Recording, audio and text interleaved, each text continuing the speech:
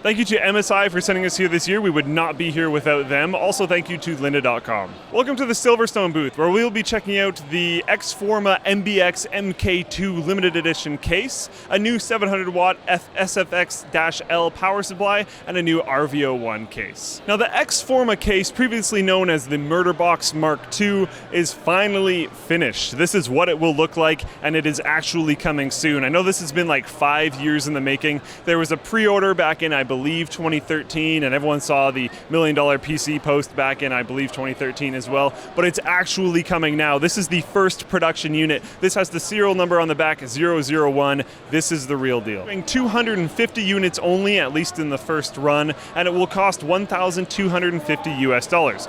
Not cheap, but super badass, and that's just the base model. It comes with a lot of add-ons. As you guys can see, there's the light plate in the middle. That's an add-on, and it's not cheap. You can see the cool fan design at the top. That's an add-on, and it's not cheap. If you're investing in this case, it will be a lot of money, but it will look super badass. I'm sure you guys have actually seen the old kind of Murderbox style golden builds that Charles had a long time ago. This one here, orange and black, I like the style. Looks a lot like our colors. Looks super sick.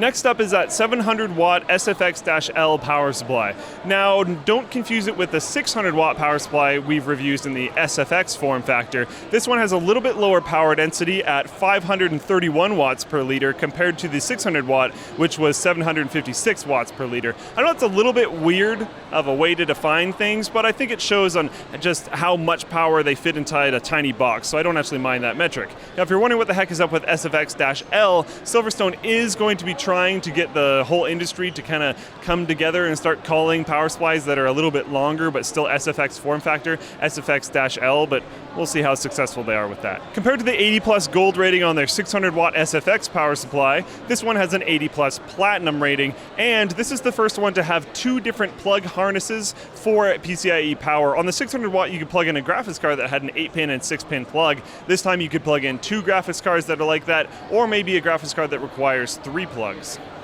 Next up is the RVO1. Maybe not as exciting as the Xforma case or the crazy high power density power supply that we saw previously, but still relatively interesting entry-level case. Just to rile off some specs, as it isn't crazy different from previous Raven Edition cases, you've got 4 drive slots, each of which can hold either a 3.5-inch drive or a 2.5-inch drive, 2 of which are in kind of a bay, and 2 of which are against one of the case reinforcing structure walls right in the front.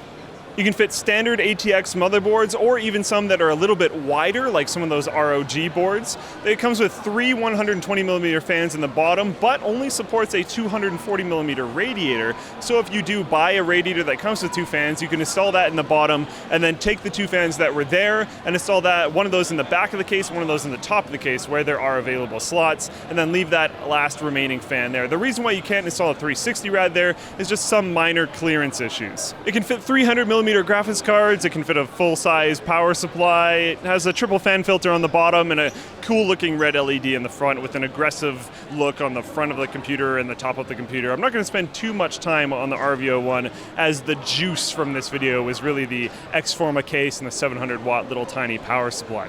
Let me know in the description down below what you guys think about the Mark II finally coming out. I'm excited to see, hopefully, every single one of those 250 cases getting build logs and Linus Tech Tips for them, because damn, it's beautiful and I just really want to see it. Thanks to MSI for bringing us here this year. Huge help. They are a giant part of the core reason why we're actually able to make it to Computex this year. Check out their bit.ly link in the description down below this video to see all the stuff that they launched at Computex 2015, including a bunch of laptops with Broadwell processors. Also, thank you to lynda.com, lynda.com/Computex. You can start learning today with a 10-day free trial. Don't forget to like, dislike, favorite, share, subscribe, follow, all that good stuff. Stay subscribed to Linus Tech Tips to see all the rest of our Computex 2015 content. Thanks for watching. I'll see you next time.